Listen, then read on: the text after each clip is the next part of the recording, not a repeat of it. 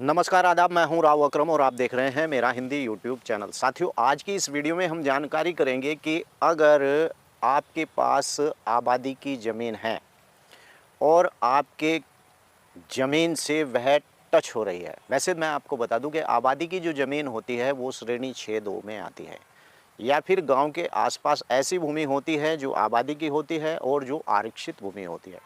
जैसे कि आपने पढ़ा होगा कि आरक्षित भूमि, हरिजन बस्ती आरक्षित भूमि, या इस प्रकार से श्रेणी 6-2 की जो भूमि होती है वो गांव के गोयरे में भूमि होती है, उसे भी भूमि को आबादी की भूमि कहा जाता है और वो भूमि आबादी में ही दर्ज हो भी ही होती है।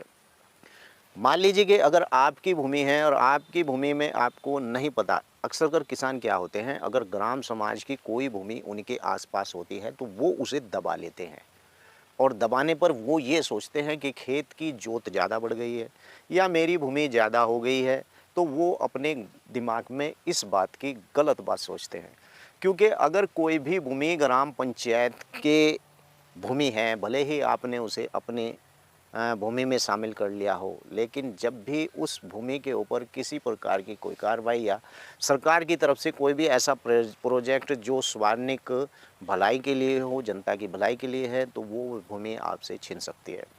लेकिन जब मामला ये होता है कि भूमि आपके भूमि के पास है और वो ग्राम पंचायत की भूमि है और उस पर आपका कब्जा है, आपने उसकी मेड़ तोड़कर अपने क्षेत्र में यानी लगा ली है, तो ऐसी भूमि के ऊपर क्या होता है कि अगर वो भूमि आबादी की भूमि होती है, अगर आपके खिलाफ कोई ग्राम प्रधान होता है, तो उस भूमि का क्या उपयोग करता है, वो उसमें ऐसे लोगों के आबादी के पट्टे दर्ज करवा देता है कि बाद में आपको बहुत बुरा लगता है और कहते हैं कि यार, हमारी एक भूमि थी, उस भूमि के ऊपर ग्राम प्रधान ने लोगों के आबादी के पट्टे करा दिए हैं। लेकिन ग्राम प्रधान को इस प्रकार का कोई भी हक नहीं होता है कि वो किसी की निजी भूमि पर पट्टा करा सके।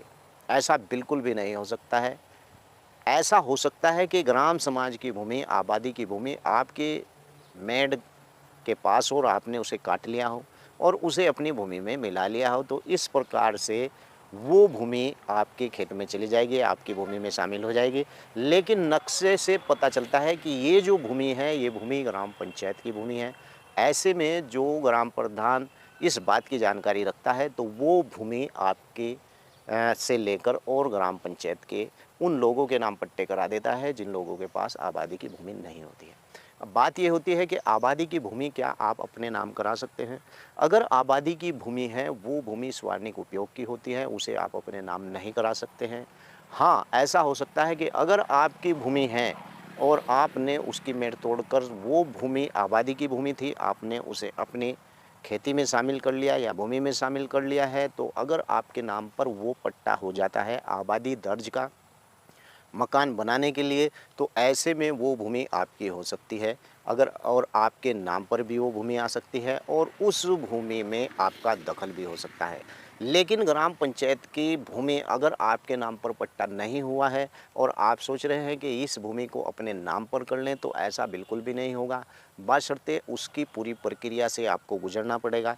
ग्राम पंचायत की भूमि प्रबंधक समिति के द्वारा आपको पट्टा दिया जाएगा। कलेक्टर की उस पर मोहर होगी, कलेक्टर भी उस पर इस बात को यानी स्पष्ट करेगा कि इस भूमि का पट्टा फला व्यक्ति को दिया गया है। अगर पट्टा आपके नाम पर हो जाता है, तो ग्राम पंचायत की जो भूमि आबादी की होती है, वो भी आपके नाम पर ही चली जाएगी। इस वीडियो में आज मैंने आपको स्पष्ट बताया है कि अगर आबादी की भूमि है, तो वो भूमि आप अपने नाम पर कैसे कर सकते हैं। और आपका भी अगर कोई आबादी की भूमि से संबंधित कोई सवाल है, किसी भी प्रकार का है, तो वीडियो के नीचे ज़रूर लिखें। मैं उसे टॉपिक बनाकर उस पर भी वीडियो बना दूंगा। और वीडियो को आप लोग पूरा देखें, चैनल को सब्सक्राइब ज़रूर कर लें, क्योंकि ज़मीन से संबंधित, अन्य मैटर से संबंधित मैंने बहुत वीडियो इस यूट्यूब चैनल के ऊपर डाल रखी है। जय हिंद, जय भारत।